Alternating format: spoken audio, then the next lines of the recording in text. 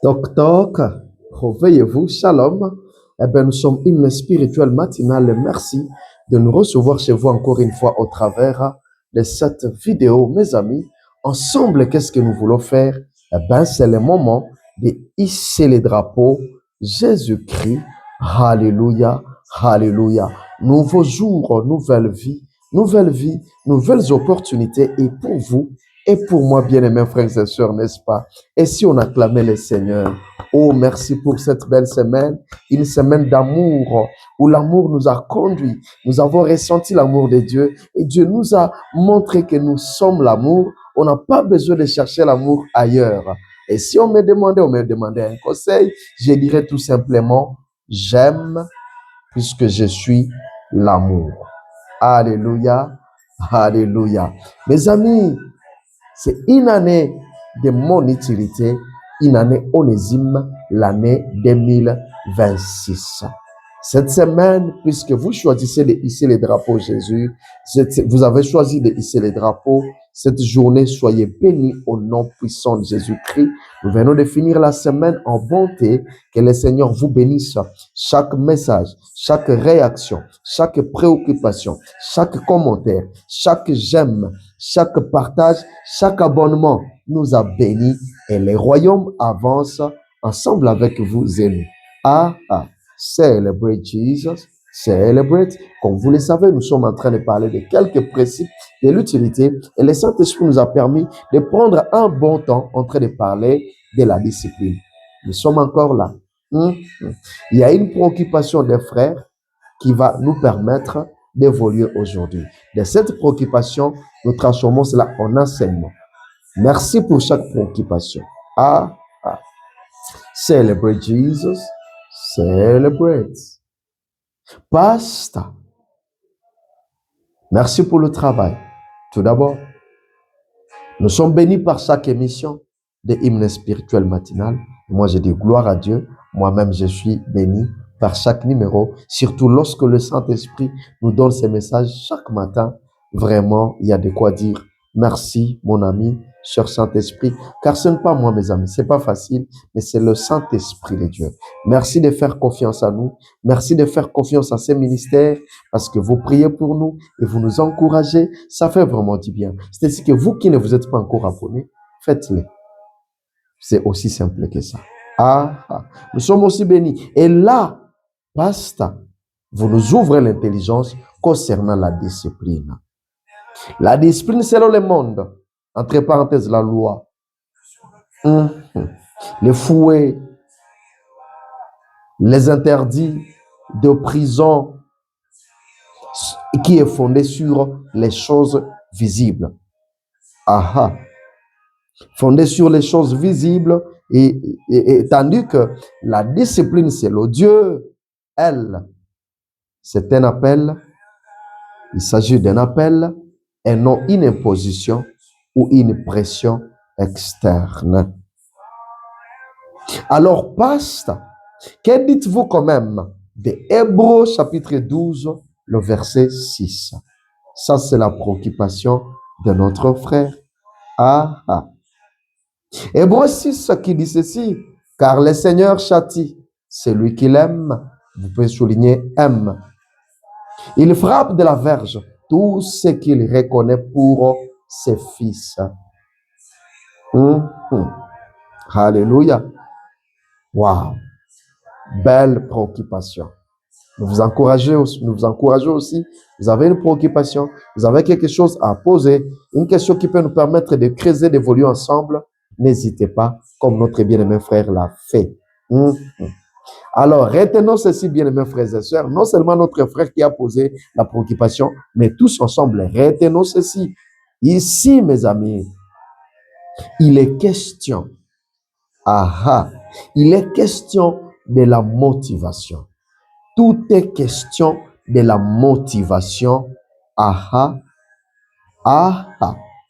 C'est-à-dire que dans la discipline selon le monde, tout est motivé par la colère, tout est motivé par la haine, tout est motivé par l'envie de t'écarter du chemin, car tu es considéré comme étant impropre.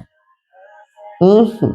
C'est ça la discipline de le monde. Vu que tu es considéré comme étant impropre, alors la loi du monde vient pour t'écarter du chemin. Tandis que dans les royaumes, tandis que dans la discipline, c'est le Dieu, bien aimés frères et sœurs, tout est amour. C'est pourquoi on venait de lire ces passages-là. On dit, il châtie celui qui l'aime. Dans la discipline, c'est le Dieu. Tout est question d'amour. Alléluia. Est-ce que vous pouvez acclamer le Seigneur, notre Dieu amoureux? Waouh. Merci Seigneur pour cet amour. Nous tous, nous sommes les fruits de l'amour de Dieu. Alléluia. Et donc, mes amis, ces châtiments dont parle Paul dans cet épître aux Hébreux, dans ces passages que nous venons de lire, bien aimés dans le Seigneur, ce n'est pas une punition colérique. C'est plutôt une correction éducative. Appelez cela une correction éducative. Il s'agit ici d'une perspective d'avenir, que le père a pour sa fille. Il s'agit d'une vision d'avenir que le père a pour son fils. J'aimerais que tu acclames là où tu es. Tu dis, Seigneur, je sais et je le crois et je le sens que tu as une vision d'avenir pour moi. Tu as une perspective pour mon avenir dans le nom de Jésus. Tu ne marches pas tout simplement comme ça. Il y a un père qui se soucie de toi. Il a une perspective d'avenir pour toi. Il sait où tu vas être demain. Il sait les défis qui t'attendent demain. Il les connaît bien. Il sait où tu vas te retrouver. Il sait qui tu vas devenir demain. Il sait à quel genre d'avenir ou de challenge tu vas faire face demain. Alors, il a une perspective pour ton avenir et pour mon avenir. Dans le nom de Jésus, mes amis, est-ce que c'est pas un sujet de joie? Il a une perspective, mes amis. Dieu, c'est un bon père. C'est pourquoi nous sommes en train de dire ici, il y a ce chacun en train de dire, c'est un bon père. Good, good father. C'est ce que ce chant de Casting Clouds est en train de dire. Good, good father. J'aimerais que tu te sentes béni ce matin, sachant que le Père, Dieu, a une perspective donnée pour ton avenir. Gloire au Seigneur. Ça nous bénit, n'est-ce pas, bien, mes frères et sœurs? Et donc, mes amis, ceci nous renvoie tout simplement à l'amour. Le fait que le Père a une perspective d'avenir pour toi et pour moi, et qu'il nous châtie un moment, ceci renvoie tout simplement à l'amour. La discipline, c'est l'odieux, c'est de l'amour. Dites tout simplement, quand vous lisez ces passages-là, voyez, tout est motivationnel, tout est motivation. Alléluia. Et ici, tout se résume par l'amour. C'est l'amour. Et j'aimerais que vous sachiez qu'il s'agit de l'amour au début, l'amour à la fin. L'amour, c'est en amont, l'amour, c'est en aval. Mes amis, elle est là toute la différence. Même si vous lisez Hébreux là que nous venons de lire et que vous cherchez à voir comme si à la punition il y a les fouets comme aussi dans le monde, voici la différence. Elle est là toute la différence. C'est au niveau de la motivation. Si pour le monde il y a de la haine, l'envie de t'écarter parce que tu es impropre, entre guillemets, mais pour Dieu, tout est amour. Il te châtie avec l'envie to hug you, avec l'envie de te serrer encore contre lui, contre sa poitrine. Oh, que j'aimerais me retrouver blotti contre la poitrine de mon Dieu ce matin. Que ça fait du bien, mes amis. Il y a des moments comme ça, on a besoin que Dieu vienne nous hug, vienne nous serrer contre sa poitrine. Et là, nous s'enclotons, nous ressentons sa chaleur. Et ça nous pousse encore d'aller l'avant. Ça nous booste cet amour du Père. C'est ce que le Père est en train de faire ce matin. C'est pour toi, ma soeur, toi qui te sens seul, toi qui te sens abandonné, fatigué. Mon frère, c'est pour toi. Ressens cette chaleur de la poitrine de Dieu. Ouh! Dieu nous aime. Mes amis, je pense que c'est vraiment toute la différence et tout est clair ici. Qu'il frappe, tout est bien clair ici, qu'il frappe de la verge, ce qu'il reconnaît pour ses fils, ce qu'il reconnaît pour ses filles. Donc, il te frappe, sachant que c'est mon fils, sachant que c'est ma fille. S'il arrivait que Dieu soit en train de te châtier, alléluia, il est fait. Et c'est ici, mes amis, les secrets maison. Il s'agit d'un secret maison entre père et fille, entre père et fils. Donc ici, c'est un secret. C'est pas l'idée de te faire du mal, mais il s'agit d'un secret maison entre père et fils. Alléluia. Est-ce que vous pouvez me permettre d'ouvrir cette parenthèse ici? Ouvrons un peu cette parenthèse.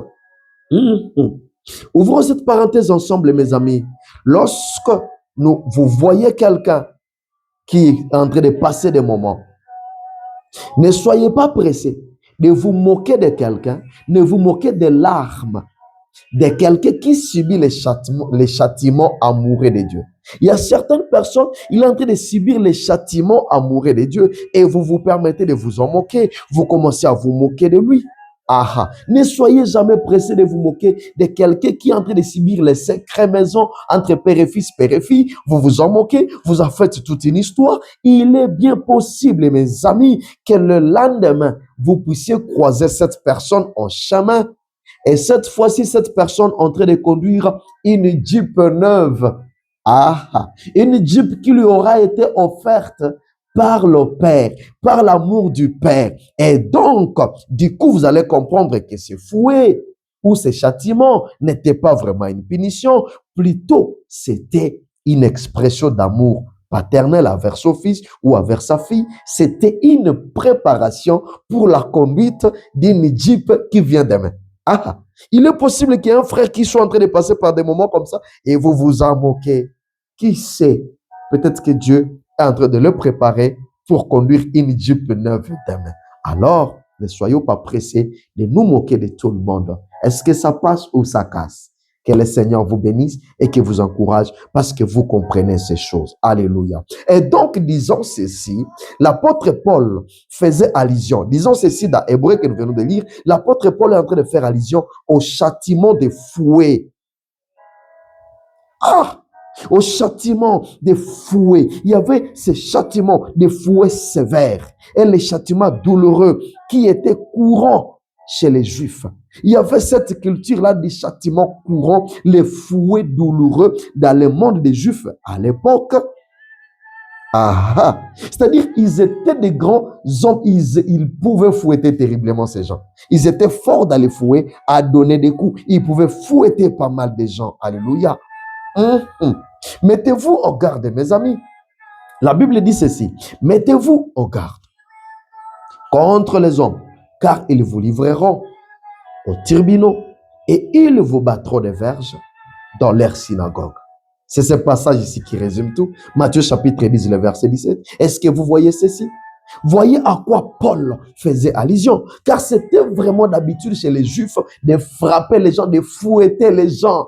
Parce qu'ils étaient des hommes, ils se voyaient pieux. Là, il y avait la loi qui agissait. Ils les pouvaient fouetter pas mal. Il suffisait que tu te retrouves dans une erreur. Ils vont te chicoter. Alors, l'apôtre Paul est en train de faire allusion à cela. Parce que ces hommes pouvaient vraiment fouetter gravement les gens. Alléluia. C'est-à-dire des coups, soi-disant disciplinaires, des fouets, soi-disant disciplinaires, mais qui étaient enfants nourris par une haine terrible. Que Dieu nous en épargne, bien-aimés frères et sœurs. Une haine terrible qui nourrissait ces fouets. Et donc, mes amis, que quelqu'un se sente ce matin, que quelqu'un se sente fouetté ou châtié dans la maison de Dieu ou dans la maison du Père, disons-nous que c'est pour des buts éducatifs. Disons-nous que c'est pour des buts éducatifs. S'il y a un frère et une sœur dans la maison du Père, et qui se sont en train peut-être de subir un châtiment, nous pouvons tous nous mettre d'accord que cela puisse être pour des fins éducatives et non pas une punition pour t'éliminer. Alléluia. Si pour les Juifs, on pouvait te fouetter au point même de t'éliminer, on te châtie, on te met en prison, dit prison jusqu'à ta disparition. Eh bien, pour Dieu, si cela arrive qu'un frère, une sœur soit en train de subir un châtiment, disons-nous ensemble, et je m'aimerais te rassurer que c'est peut-être cela est pour d'un fin éducative. Qui a dit Amen? Alléluia. Mes amis, il y a d'un côté un châtiment douloureux dans la loi du monde, c'est un châtiment tellement douloureux et sévère, et de l'autre côté, un châtiment amoureux. Ce sont des choses à ne pas confondre, bien-aimés frères et sœurs. Alléluia. Et ce matin, je m'aimerais prier avec toi. Ce matin, Dieu nous met à cœur de prier avec tous ceux-là qui sont sous les châtiments qui sont dans la maison du Père, mais qui se sentent sous les châtiments et qui se disent, je ne comprends plus rien. Moi, je n'en peux plus. Moi, je suis fatigué. Ce matin, rassurez-vous, vous avez juste besoin de ressentir la chaleur de son amour. Vous réchauffez ce matin et c'est ce qui va se faire. Et ce matin, mes amis, Jésus vous dit, I am not, vous n'êtes pas seul. Heureusement, ça tombe bien avec ces chants. Il vous dit, vous n'êtes pas seul. Je suis juste ici avec vous. C'est à toi qui parle, ma soeur. C'est à toi qui parle, mon frère. Il dit, je suis juste ici avec toi. Ce n'est qu'un petit moment préparatoire. Ah, ah. Il te dit, ne cède pas, car moi, Dieu, je ne suis pas prêt à t'abandonner. Est-ce que ces chants peuvent t'inspirer? I am not alone. Dis, je ne suis pas seul. Je ne suis pas seul. You will go with me. You will never leave me. Alléluia. Je prie pour toi, impose-toi la main. Seigneur, mon frère est fatigué. Il commence même à se poser des questions concernant son salut. Il dit, est-ce que moi, Dieu me connaît? Est-ce que réellement j'ai reçu le Seigneur? Alors que réellement il a reçu le Seigneur. Ma soeur s'est dit, je ne peux plus, je suis fatigué. Seigneur, c'est que je te demande ce matin. Fais-lui ressentir ton amour. Fais-lui ressentir que tu es juste là avec elle. Dans le nom de Jésus. Dans le nom de Jésus. Laisse que ton amour envahisse son cœur. Que ton amour réchauffe son cœur. Réchauffe sa famille au nom de Jésus-Christ. Ce matin, je t'assure que tu n'as que besoin de ça pour te booster, pour t'humaniser, pour que tu ailles encore plus loin. Dans le nom de Jésus-Christ. Je déclare sur ta vie que ta vie ne restera pas la même. Tu ne t'arrêtes pas ici. Et cette fin de la semaine, c'est une semaine de grandes choses, de boosting et d'une force nouvelle dans le nom de Jésus. Que Dieu vous bénisse. Bye bye. À la fin, je peux vous dire